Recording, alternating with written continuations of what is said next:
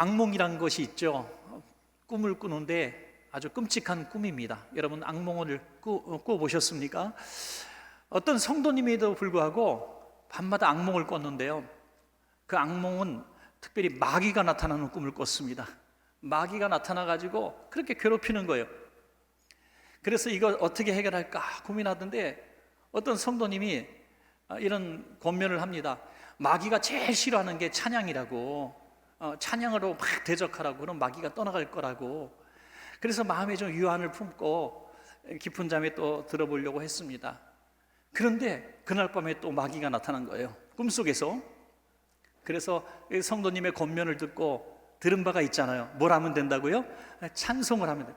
그 성도님이 얘기한 것은 마귀들과 싸울지라 뭐 이런 찬양을 하라고 가르쳐 준 건데, 이분은 찬양을 외우고 있는 게 하나도 없는 거예요. 그래서 어디 들은 찬양이 하나 딱 기억이 나서 이 찬양을 불러줬대요. 당신은 사랑받기 위해 태어난 마귀, 이렇게. 그런데 놀랍게도 그 마귀가 눈물을 줄줄 흘리는 거예요. 너무나 감동을 받았고, 내 마귀 평생 처음 들어본 소리잖아요. 너무 감동을 받았고, 제가 너무 우리 성도님 때문에 큰 은혜를 받았고, 제가 화답송을 하나 부르겠습니다. 감사해요, 깨닫지 못했었는데 내가 얼마나 소중한 존재라는 거. 웃어주셔서 대단히 감사합니다.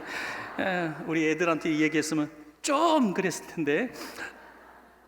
여러분, 우리 좌우편에 계신 분 얼마나 소중한 존재입니까? 마귀도 당신은 사랑받기 위해 태어난 마귀라 그러니까 눈물을 줄줄 흘리고 감동을 하는데, 우리 그런 소리 성도에게서 못 들으면 어떻게 하겠습니까? 우리 좌우편에 계신 분들에게 이렇게 한번 축복합니다. 성도님은 가장 소중한 분이십니다 라고요. 아멘. 얼마나 귀한 인사고 또 확신인지 알 수가 없습니다. 여러분, 세상의 관점과 또 하나님 나라의 관점이 다르죠. 마찬가지로 세상 사람들이 바라보는 사람과 하나님께서 바라보는 사람은 분명히 차이가 있을 겁니다. 세상의 관점으로 사람들이 바라보는 사람은 존귀한 사람, 부자, 권세자, 멋있고 또 훌륭한 사람들, 그런 사람들을 존귀한 사람, 소중한 사람이라고 얘기합니다. 그러나 하나님의 관점에서 바라보면 꼭 그렇지는 않은 것 같아요. 여러분, 그래서 우리가 많은 오해를 할 때가 있어요. 내가 열심히 하나님의 일을 하고 이번 한 주간도 정말 죄의 유혹을 잘 뿌리치고 오늘 정말 땀 흘려서 주의 일에 봉사하고 헌신했다면 오늘 예배 드릴 때 이런 마음이 들 거예요. 하나님, 저 지난 한 주간 괜찮게 살았죠? 저 정말 좋은 일도 많이 하고 오늘 예배 드리는데 너무 행복합니다. 정말 이렇게 떳떳할 수가 없어요. 그게 이제 세상적인 관점에서 바라보면 그 사람은 하나님의 사랑을 받을 만한 분이죠. 그런데 또 어떤 분은 이번 한 주간 아주 엉망진창이었어요. 그냥 싸우고 힘들었고 교통사고 났고 회사는 부도로 나고 또 부부관계가 아주 소원해지고 자식들이 부모의 원망을 하고 집을 나가고 뭐 이것저것 정말 끔찍한 일들이 많아가지고 막 분노가 여기 차 있습니다. 그래서 오늘 예배 드리는데 오늘 예배를 드려야 되나 말아야 되나, 오늘 교회를 나올까 말까 고민하다가 그래, 그냥 예배 안 드리는 것보다 드리는 게 낫겠지 하고 그냥 와서 앉아 있어서 고개를 푹 숙이고 있는데, 세상적인 관점에 보면 그 사람은 교회에 와서 예배 드릴 자격이 없는 사람처럼 보일 수 있습니다. 그러나 하나님의 관점은 오히려 그런 사람을 향해서 더 눈이 가시고 더 찾아와 주신다는 것입니다. 여러분, 오늘 그런 하나님의 관점을 우리가 이해할 수 없다면 바리새인이 될 수밖에 없는 거죠.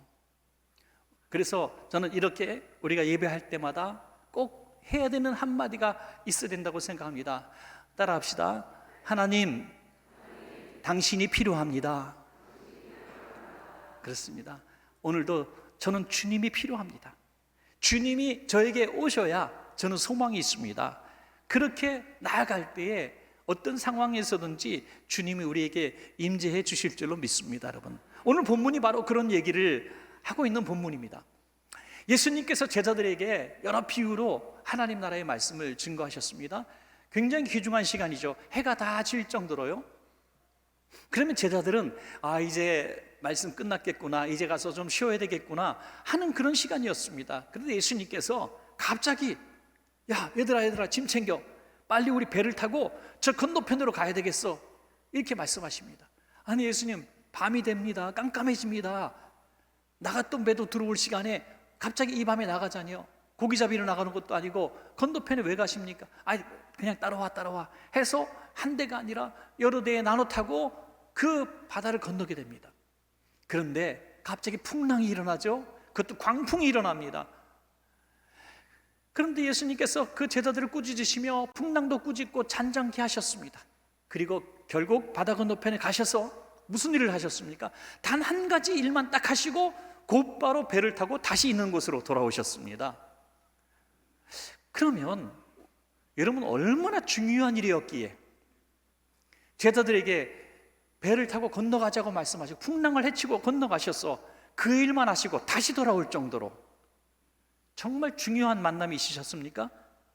세상적인 관점에 보면 이해할 수 없는 만남이었습니다. 바로 무덤 사이에서 거주하면서 세상 사람들이 쓸모없다고, 해롭다고 버려버린 사람, 그것도 꼼짝달싹 못하도록 팔과 다리에 쇠고랑을 채운 사람, 소리를 지르면서 울부짖으며 살아가는 상처투성이의 그 사람, 벌거벗겨진 몸으로 자해하고 있는 그 사람을 예수님이 만나주셨다는 거예요. 저는 여기서 너무나 큰 은혜를 받습니다. 그래서 심야기도 시간에도 잠깐 나눈 부분인데요, 우리가 만약에 저 지금 예수님 만날 만한 준비가 돼 있습니다, 예수님이 지금 꼭 필요하니까 지금 기도할 테니까 좀 만나주세요 라고 할 때만 예수님이 만나주시는 예수님이라면 이 자리에 있을 수 있는 분이 아무도 없다는 거죠. 예수님은 우리가 예수님을 피해서 숨을 때도 찾아오십니다. 예수님이 필요 없어요, 저는 다 필요 없어요, 저는 이렇게 살다가 죽을래요 라고 몸부림치는 그 사람도 예수님은 찾아오십니다. 오늘 이 귀신 들린 사람은 예수님을 찾지 않았습니다. 아니, 예수님이 오셨을 때 오히려 예수님 저에게 필요 없습니다, 저를 괴롭히지 마세요 라고 예수님을 쫓아내는 무례를 범했습니다. 그럼에도 불구하고 예수님은 강권적으로 그를 찾아가 주셔서 그를 치료해 주셨다는 거죠. 그리고 예수님이 오신 이후에 직후로 했던 사역이 뭡니까? 다시 돌아오셔서 역시 야이로의 딸을, 그리고 12의 혈루증 앓던 여인을 치료하시는 사역을 했습니다. 아무도 관심 갖지 않고 그런 일이 있는지도 모르는 그 약한 사람들을 예수님은 고쳐주셨다 하는 것이죠. 우리가 100마리 중에 한 마리 잃어버린 양에 대한 이야기를 할 때 세상적인 관점에서는 이해할 수 없습니다. 한 마리쯤이야, 100분의 1인데요 한 마리쯤이야 라고 그냥 손실 처리를 할 수 있는 부분입니다. 그런데 예수님은 그 99마리 같은 영혼을 내버려 두고 잃어버린 한 영혼을 찾아서 가셨다는 거예요. 예수님의 관점은 세상의 관점과 분명히 다릅니다. 그것은 뭡니까? 99마리 양은 그대로 둬도 큰일이 일어나지 않지만 지금 잃어버린 그 방황하는 한 마리 양은 목자가 아니면 죽는, 목자를 절실하게 필요로 하고 있는 양이었기 때문입니다. 그가 목자를 찾든지 목자를 부르짖든지 그 상관없이 목자는 짐을 챙겨갖고 나가는 것입니다. 여러분, 오늘 그 하나님의 사랑이 저와 여러분에게 있는 줄로 믿습니다. 여러분, 그래서 우리는 오늘 본문을 통해서 참 우리 주님과 함께하는 삶의 비결에 어떤 작은 힌트를 하나 얻을 수가 있게 되죠. 늘 주님이 필요한 사람이 되면 될 줄로 믿습니다. 여러분, 난 예수님이 필요합니다 하는 것이죠. 오늘 본문의 주제를 가지고 우리가 첫 번째로 생각할 것은 예수님의 치료가 필요한 사람이 이 땅에 너무나 많다는 것입니다. 절박하게 예수님의 치료가 필요한 이 세상에 우리가 살아가고 있습니다. 마가복음 5장 3절에서 5절 보시면, 그 사람은 무덤 사이에 거처하는데 이제는 아무도 그를 쇠사슬로도 맬 수 없게 되었으니 이는 여러 번 고랑과 쇠사슬에 매였어도 쇠사슬을 끊고 고랑을 깨뜨렸음이로라. 그리하여 아무도 그를 제어할 힘이 없는지라. 밤낮 무덤 사이에서나 산에서나 늘 소리 지르며 돌로 자기의 몸을 해치고 있었더라 라고 말씀하고 있습니다. 이 사람의 형편을 잘 말씀하고 있죠. 첫 번째, 그의 거처입니다. 무덤 사이에서 살았습니다. 여러분, 사람은 집에서 살아야 합니다. 근데 이 사람은 무덤 사이에서 살았습니다. 자기 의지가 아닙니다. 마귀가 그를 무덤 사이에서 살도록 끌어냈습니다. 그런데 여러분, 오늘 저와 여러분이 무덤 사이에 살고 있지는 않잖아요. 집에서 살고 있습니다. 홀로 살고 계시든 가족과 함께 살고 계시든 우리는 집에서 살고 있습니다. 그런데 영적으로 바라보면 무덤 사이에서 사는 사람들이 너무나 많다 하는 거죠. 여러분, 무덤은 죽음입니다. 절망입니다. 대화가 없습니다. 산 사람들이 살아가는 집임에도 불구하고 부부가 수년째 대화가 없는 가정도 있습니다. 부모와 자식 간에 인사도 하지 않는 집도 있습니다. 절망이 있고 미움이 있고 슬픔이 있는 집이 너무나 많습니다. 여러분, 그런 집은 바로 무덤에 있는 집과 다를 바가 뭐 있습니까? 아무리 좋은 집에 살면 뭐합니까? 어느 나라 가보니까 예쁜 집들이 쫙 지어져 있는데 좀 자그마한 집들이 지어져 있습니다. 그래서 너무 예쁜 집이긴 한데 너무나 집이 작아요. 저 집들이 뭡니까? 라고 물어보니까 무덤이래요. 무덤인데 집을 너무나 예쁘게 지어놨어요. 거기 가보면 뭐 살림도 있고요, 심지어 더운 나라니까 에어컨도 달아놨대요. 에어컨도.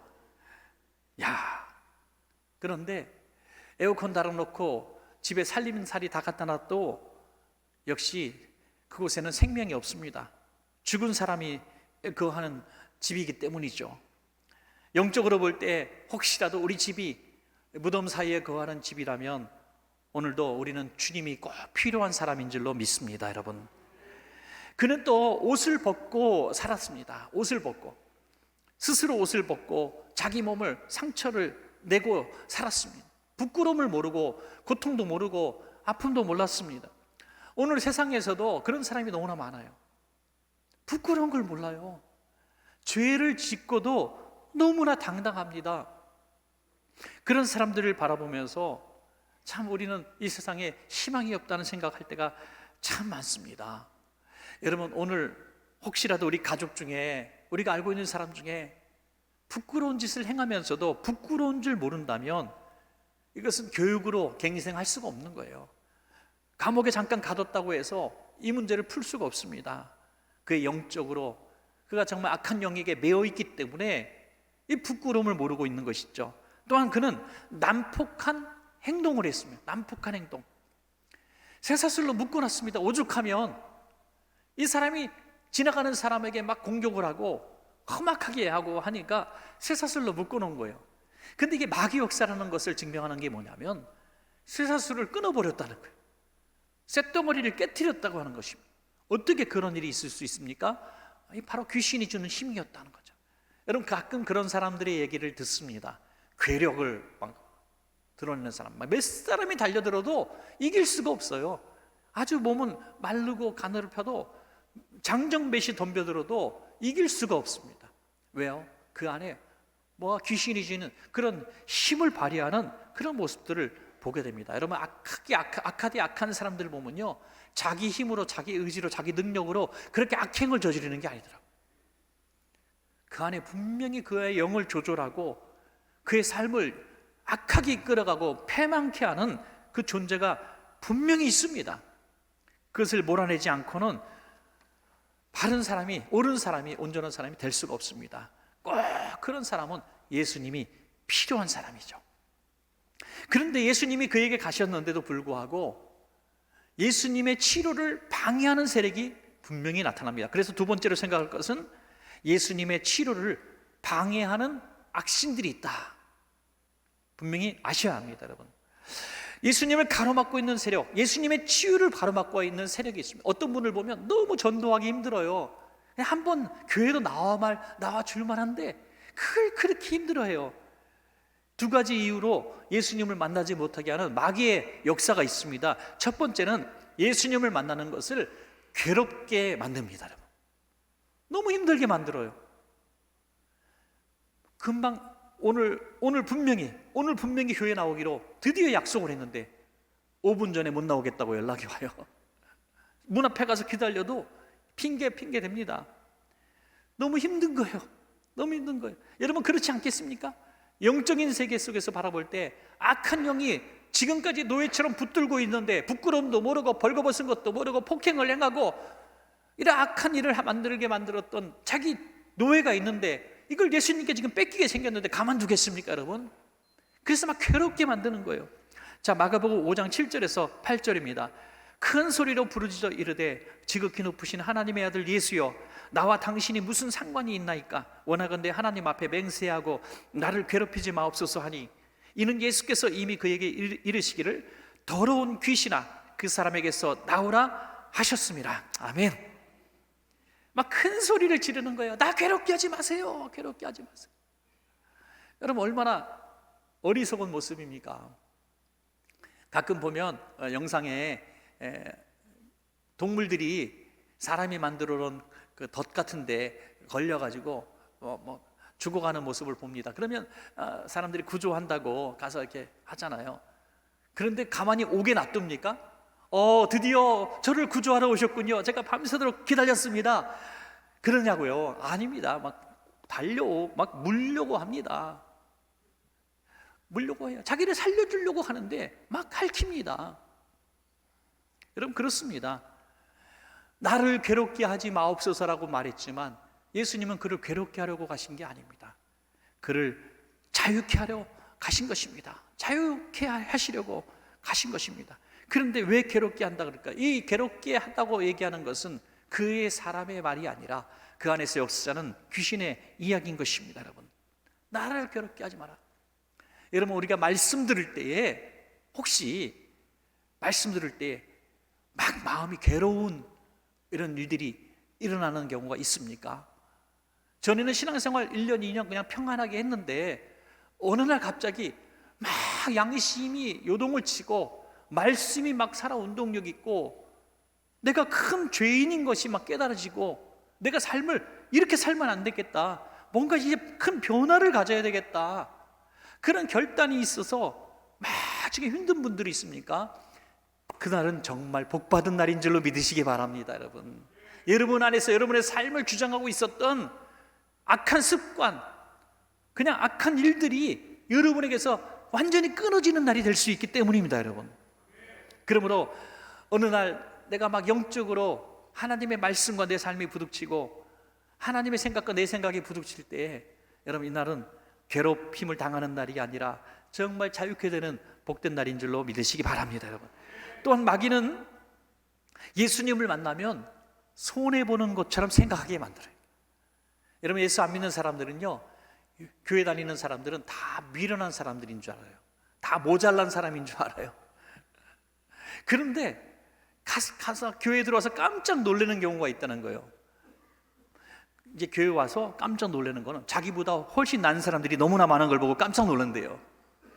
다 텔레비전에서 보면 막 미혹된 사람들, 어리석은 사람들, 집도 가정도 다 버리고 막 재산 팔아갖고 온 사람, 이런 광신도들만 봤기 때문에 그냥 이제 우리가 생각하는 정상이라고 말하는 건 좀 그렇지만 그냥 일반적인 교회에 그냥 일반 교회 성도들의 모습을 보면서 충격을 받는다 그래요. 여러분 한번 20년 전, 30년 전에 여러분 친구들, 대학 동창이라든 직장 친구들 한번 생각해 보십시오. 고등학교 친구나 그 친구들 가운데 열심히 교회를 같이 다녔던 친구들인데 어느 날 교회를 나가지 않는 이유가, 야 교회 나가면 손해보는 게 너무 많아, 시간도 너무 많이 뺏겨, 야 이제 갑자기 목사님이 전에 알아던 11조 설교도 하시고 말이야, 영 불편하네 하면서 교회 다니면 그냥 손해볼 것 같고 뭔가 계속 많이 바쳐야 될 것 같고 계속 교회를 나가야 될 것 같고 막 이런 내 삶에 굉장히 치명을 입고 손해를 볼 것 같은 이런 마음이 들어서 교회를 나오지 않는 그런 친구들이 있었다고 생각합시다.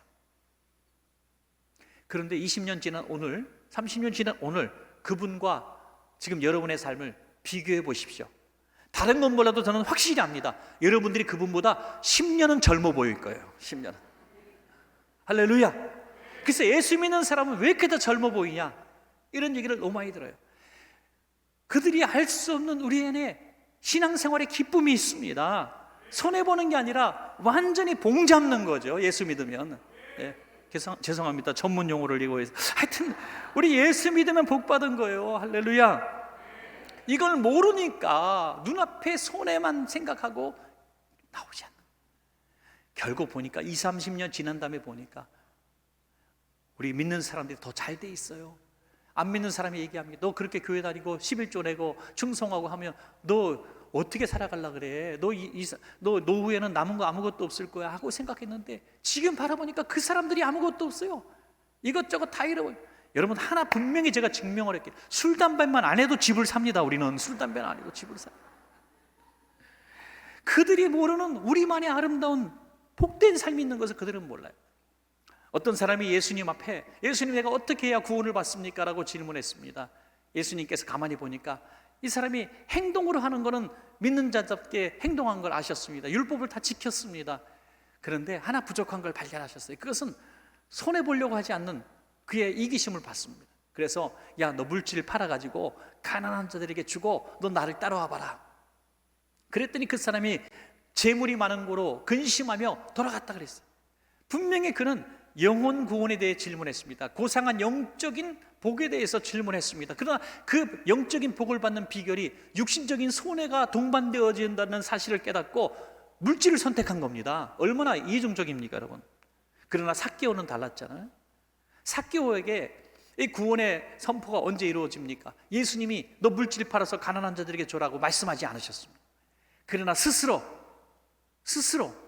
자기가 빼앗은 것이 있으면 4배로 갚고 자기 재산의 절반을 딱 쪼개서 가난한 자들에게 내가 베풀겠습니다. 먼저 얘기했어요. 먼저 영혼 구원을 위해서라기보다 예수님을 만나니까 치료받은 거예요.